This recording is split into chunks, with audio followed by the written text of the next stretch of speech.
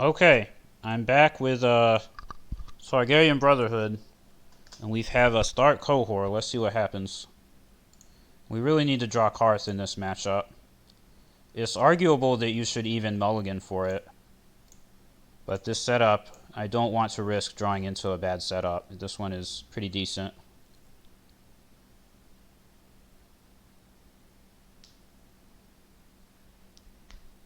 As you can see here, I've got the literally just saw this new Fantasy Flight article on the this premium expansion that they're doing, the potential last product for the game. They're still sort of trying to hint, nudge, nudge, and say, oh no, it's not really the last one. We might do another one. He started the game with barring the gates. It's just bizarre. Who knows if they'll actually release another one or not. Yes, the Kryptonite, we got it. You don't marshal it, because if you marshal it, they put Frozen Solid on it right away. You have to wait. That's what you do. Well, that seems like a pretty solid play. Now he's going to get milked, but if I'm lucky, the opponent doesn't have milk in hand yet, so I get to use him this turn. Actually, even if he gets milked here, it's not really a big deal. Walder's not that scary until you start getting stand effects for him. Like if you start putting Queen's Guard on him or something, that's when he becomes a problem. By himself, he's kind of like, whatever. Well, if my... okay, there's an attachment. Alright. And it's the King attachment, of course. So we have to do Valar Morghulis next turn. Always fun.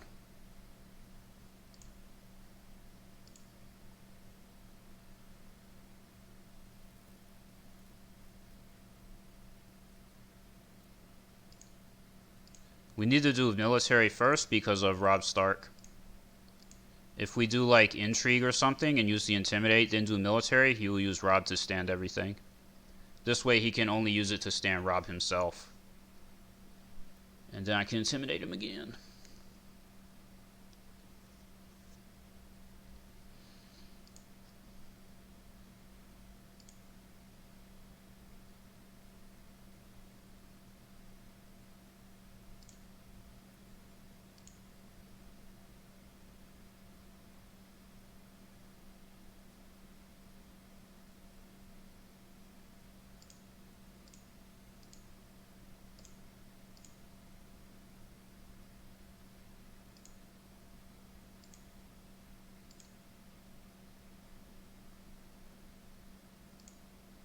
This dude really doesn't like shadows. I mean, fair enough, Tyrell shadow decks are extremely degenerate right now, so can't blame him for that. Well, that turn worked out, but now we have to deal with the king plot.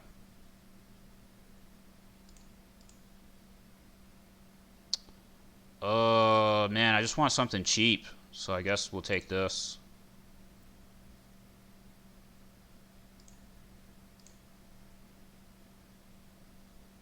This has like Stark Lord only? Oh, Stark character. He can put this on any Stark character? That sucks.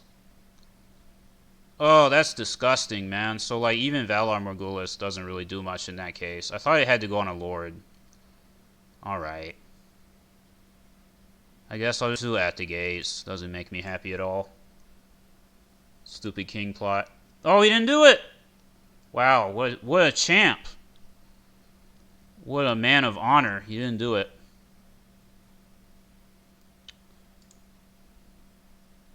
Yeah, you put Nymeria on him. You think I'm scared of that? No, sir. I have Bronze on Royce.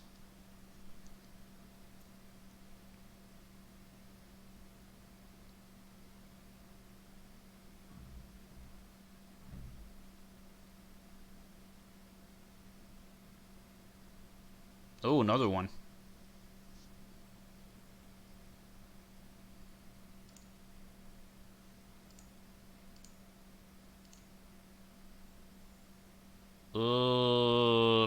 Eerie with a gold, maybe?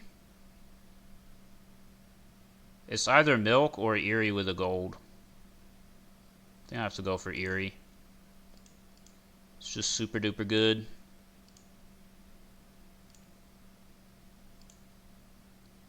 So, because I'm super lazy, I replaced my trade routes in this deck with 2 noble causes, which is probably wrong. The idea is you can use them to help pay for Frey Lordlings, so you have enough lords to support it, but I still feel pretty confident that one of these should be something else, like maybe nothing burns like the cold or something like that. But there's really definitely, I mean, there's not that many appealing options. I'll say that much. What is this? Intrigue 1. Like, one thing that I would like to do would be to play Besieged, and that could be very strong. Like this turn, if I had played Besieged, he would have gotten completely trolled on. But the risk of backfire is too much, and Greyjoy is still fairly popular. Because, you know, that clearly that faction got super nerfed into oblivion, guys, but no, it's actually still a really popular faction choice. And you don't want to risk playing Besieged into that.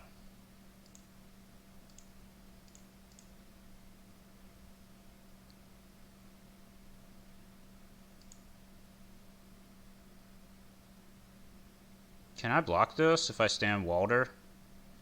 6 and 5? No, I can't block this one, unfortunately.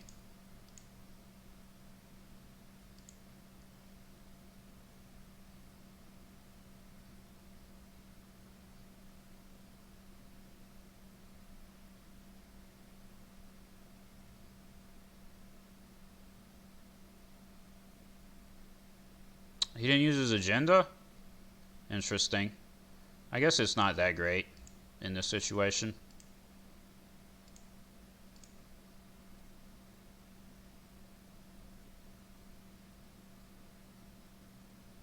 And I think I had Force March in this deck, which was also now on the restricted list. So I put in Peace and Prosperity, which tends to be completely fine.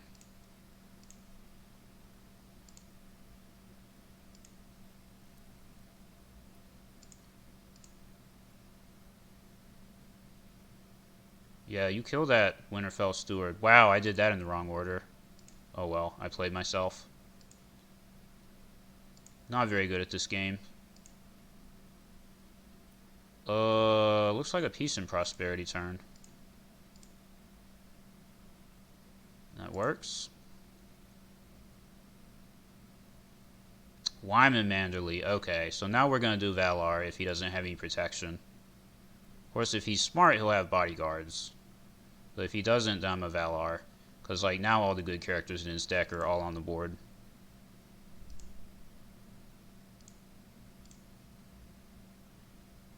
Can't use my Great Halls at all. That's depressing.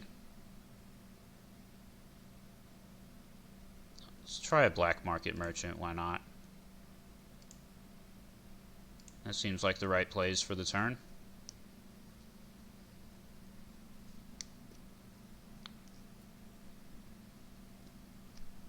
Yeah, this is still Valar. I don't care about Catelyn living. Killing these three basically will win the game for me. Let's give him... No, that's the wrong character, damn it. I was supposed to give it to the Frey Lordling, but I already clicked it. I hate my life. Alright. That was absolutely the wrong thing to do. You're supposed to give it to a Frey Lordling, not to Walder himself.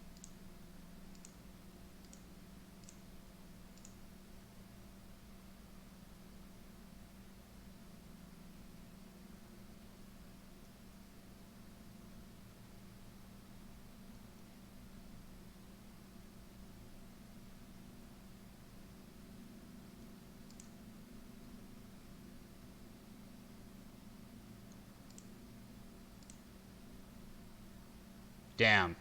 That wasn't very good. I was hoping for Seal of the Hand or something.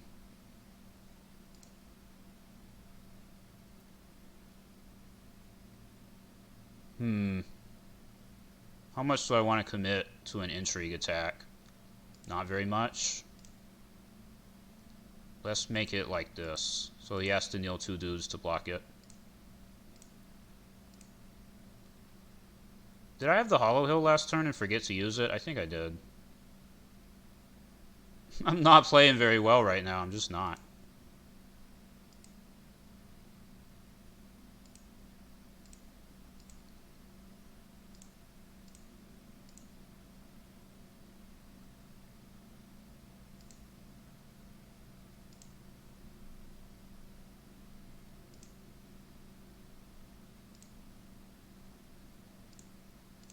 Alright, well, let's not forget this time around.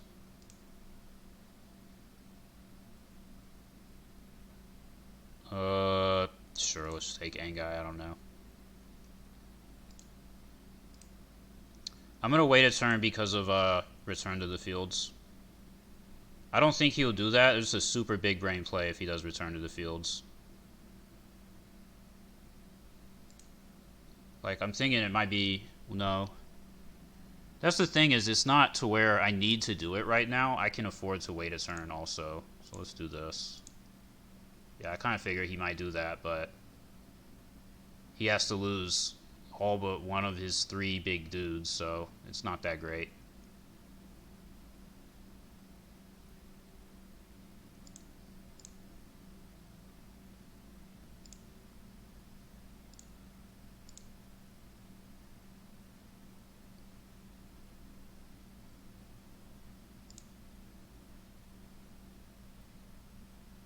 There's the Queen's Guard. We have the Wombo combo.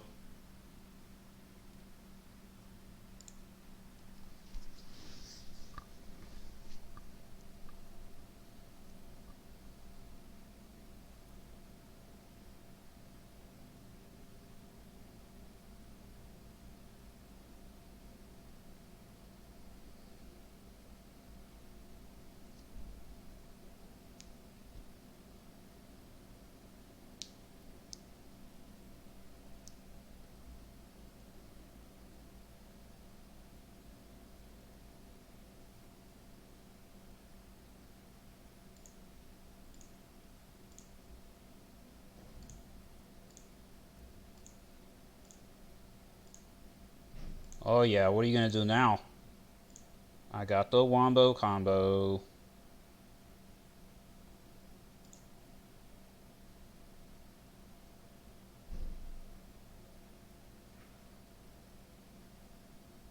That's actually pretty smart because I can't use his ability to stand him.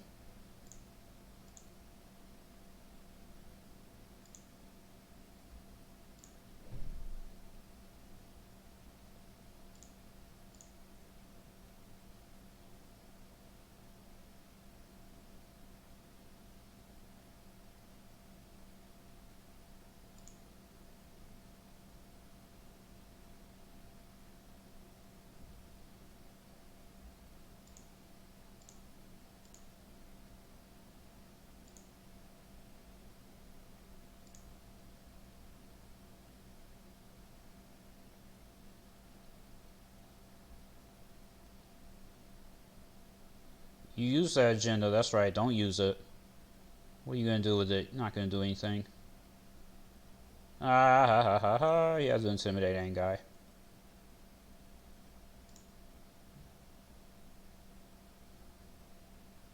Well, he still won all 3 challenges, so that worked out pretty well for him. Oh no, I won the intrigue. I take that back.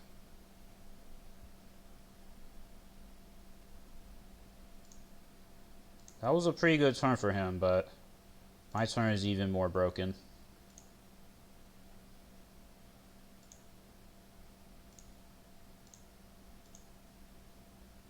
I should have done power, not intrigue. That was a misplay. Used to intrigue typically being the correct option, but it picked Wyman, so that was worth it. Definitely worth it to snipe Wyman Manderly.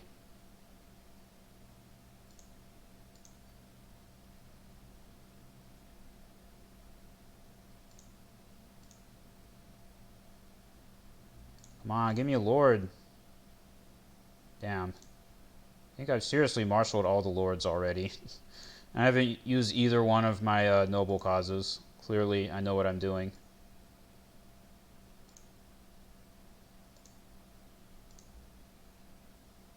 Hi, get out.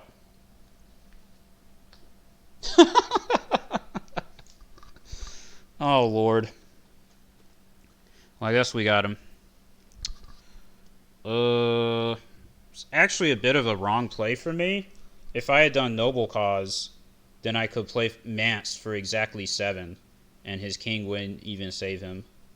But of course, this way, he knows, like, his dudes are going to be dead, he has to discard 2, and Bronzeon is still sitting here. Even though I can't Queensguard him, but I would have 4 gold, so I could play like Poor Fellows and Frey Bastard and be totally fine. So yeah, I probably won that one. We were both trying to do broken Voltron combos, but mine was more broken. Queensguard is a hell of a card. I think Queensguard should have been limit twice per phase, not 3. That's what I think. You guys want to look at these new card spoilers? I haven't looked at any of these yet. I don't know what they are. What is this art? Look at that. That's some, like, I don't know, Disney villain looking stuff. Littlefinger does not kneel to attack. Wow. And he can kneel to cancel events. This is an interesting card. Well, this it's too bad I'm playing Brotherhood now. I should clearly wait a few months and put this in all my Brotherhood decks. I mean, geez. Stealth doesn't kneel to attack? Slap a Sirius training on him and go to town. Damn. Ooh, a neutral Harrenhal. Prized 2, so they're bringing Prized back. If Harrenhal has 3 or more ghost tokens on it, sacrifice it. When the effects of a non-plot, non-agenda triggered ability would initiate, kill a character you own and control to cancel those effects. Place a ghost token on Harrenhal. Limit once per phase. That's an interesting card. So you basically need to have like chuds that you can afford to throw away to cancel stuff. So it's potentially powerful, but you have to build around it. Interesting concept. Mad King Aerys. So I had thought that they weren't going to play any cards from back before the timeline of the books, like the Robert's Rebellion stuff, but clearly those rumors were unfounded. Prized 1, Renown. Mad King Aerys cannot be killed unless an opponent controls a Lord or Lady character or Jaime Lannister, very Nedly. And Dominance action, kneel Mad King Aerys to choose and kill a Lord or Lady character. Well, I don't like this card because it lends to the Targaryen board clear burn decks a lot, but you can play around it by just not playing Lords or Ladies. Oh, and he's a king? Come on, no more King in the North. Guys, really? You can't just milk him, though. Like, outside of the board clear burn decks, I don't know. I guess killing Lords and Ladies is pretty strong. I'm not sure how to feel about this card. But the thing is, like, if you go up against, let's say, Nice Watch or Martell, it's just a dead card. And I guess it's still a 5-cost, 4-strength king with Renown, so it's not that bad. Oh, I guess this one, I thought there was a new version, but no, they were just linking him from the mention of Aerys. And now we have Dark Wings, Dark Words. Your minimum deck size is 75 cards. You cannot include more than 1 copy of each event by title in your deck. Reaction after you play an event, draw 1 card, limit 3 times per round. So it's like Valyrian Steel for events. And this is a sort of well-known agenda from First Edition that I'm sure that a lot of First Edition players will be happy to see return. I see people, remembering fondly this agenda, and I can kind of see why, because it forces a unique deck construction. So when you go up against this agenda, you're going to be seeing some weird stuff. Although I believe the First Edition version of this agenda was search. It was like you could search for events somehow instead of just drawing cards. So this version is definitely more balanced. I could be totally wrong about that. I might be misremembering, so take that with a grain of salt. Anyways, let's see. Is there anything else?